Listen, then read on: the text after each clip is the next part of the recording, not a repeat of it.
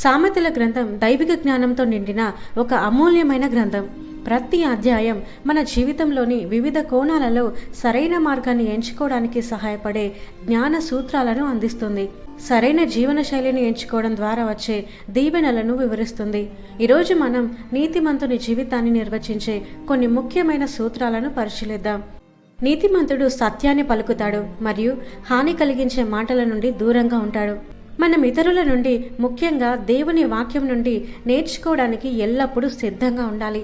ఎవరైనా మన తప్పులను సరిదిద్దినప్పుడు దానిని వినయంతో అంగీకరించాలి.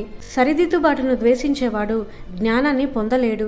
ఎల్లప్పుడూ నేర్చుకునే మనస్సు కలిగి ఉండండి. చెడు మార్గాలు ఎప్పుడూ తాత్కాలికమే, చివరికి అవి పతనానికి దారితీస్తాయి. నీతి మార్గం అంటే దేవునికి ఇష్టమైన విధంగా జీవించడం స్థిరత్వాన్ని, నిలకడను మరియు శాశ్వతమైన జీవాన్ని ఇస్తుంది.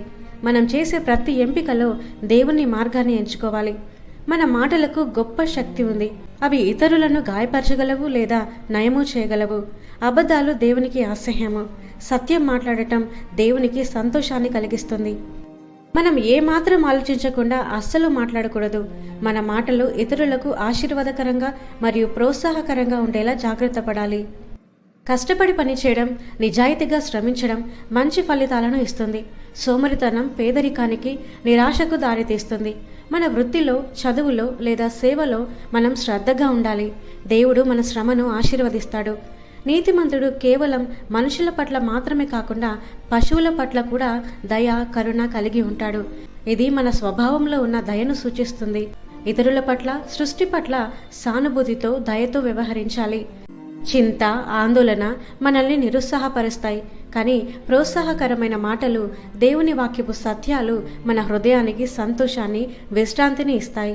మనం ఆందోళన చెందకుండా దేవునిపై నమ్మకం ఉంచాలి మరియు ఇతరులకు మంచి మాటలతో ధైర్యాన్ని ఇవ్వాలి. సామెతలు 12 మనకు ఆత్మీయ అద్దం లాంటిది.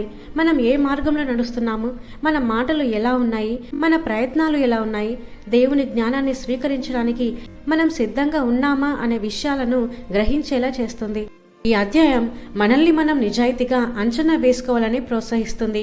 నిజమైన జ్ఞానం, నీతి, శ్రద్ధ మరియు సత్యం ద్వారా దేవుడు మన జీవితంలో స్థిరత్వాన్ని, విజయాన్ని, శాంతిని అనుగ్రహిస్తాడు.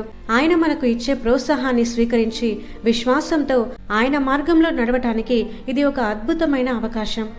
మన ఆందోళనలను ఆయనకు అప్పగించి ఆయన వాక్యం నుండి వచ్చే మంచి మాటతో మన హృదయాన్ని నింపుకుందాం. మనం దేవుని వాక్యంలో కనుగొనే నిజమైన జ్ఞానం జీవితంలో మనకు ఎదురయ్యే సవాళ్లను ధైర్యంగా ఎదుర్కోవడానికి సహాయపడుతుంది, మన విశ్వాసాన్ని బలపరుస్తుంది. ఆమేన్.